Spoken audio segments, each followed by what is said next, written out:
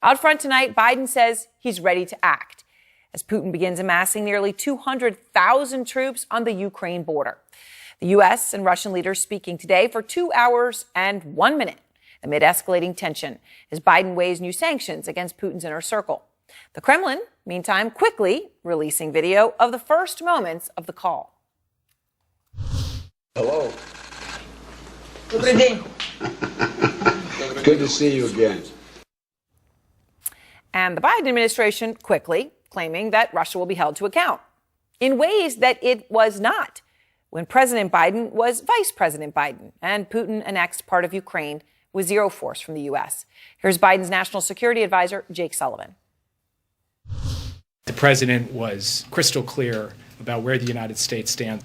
As we pursue diplomatic channels, we will also prepare for all contingencies, just as we have been doing for weeks now, including through the preparation of specific responses to Russian escalation should they be required. Specific, robust, clear responses should they be required. As President Biden looked President Putin in the eye and told him today that things we did not do in 2014, we are prepared to do now. Okay, that's a really crucial line. Things we did not do in 2014, we are prepared to do now. So what things is the U.S. prepared to do now exactly? Well, we don't actually know. What we do know is that when Putin went into Ukraine in 2014, the U.S. ultimately backed down. They left it at sanctions. So did Europe.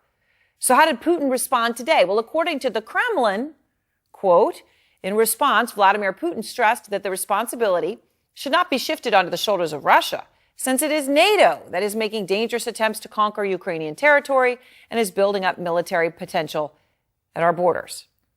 Putin, obviously, verbally not backing down at all. In fact, he's building up. I mean, let's just actually look at the facts on the ground.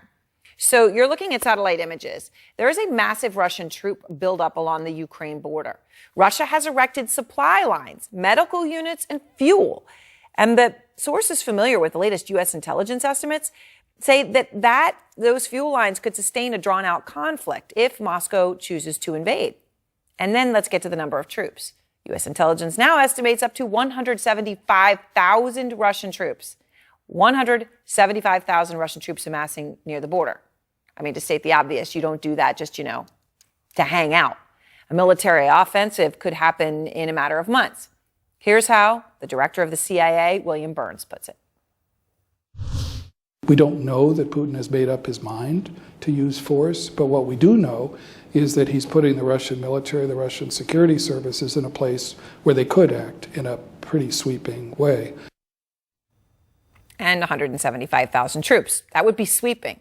And despite everything you heard Jake Sullivan say today, a source tells CNN that senior State Department official Victoria Nuland acknowledged in a briefing to senators that U.S. options to deter an invasion from Russia are frankly fairly limited. Because if Russia has 175,000 troops, unless America is willing to actually fight, Putin could probably just do what he wants. Because Putin knows the chances of the United States sending troops to defend Ukraine and die there are highly unlikely. Now, I'm going to speak with one senator who was inside that briefing in a moment.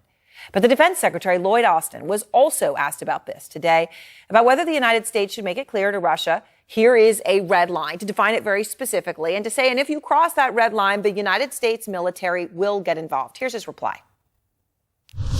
I think in situations like this, I think conveying red lines only exacerbates the problem. I think we need to focus on finding ways to de-escalate and to reduce tensions and really get to the point of addressing what the central issues are. So.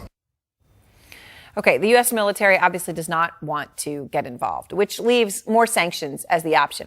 In fact, U.S. allies in Europe today are admitting that's their only tool, saying they're considering new sanctions. As of now, though, that is the end of it.